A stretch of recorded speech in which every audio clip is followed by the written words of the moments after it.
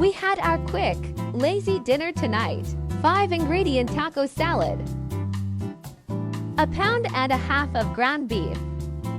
Smash it up real good.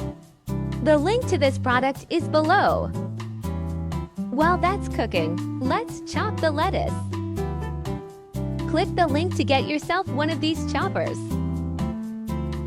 Choppy choppy. Perfectly chopped lettuce. Crushed Doritos. Shredded cheese, the whole bag, whatever. After the meat is done, simmer in taco sauce. Then add it to the mixture. And there you have it, folks, the laziest taco salad ever.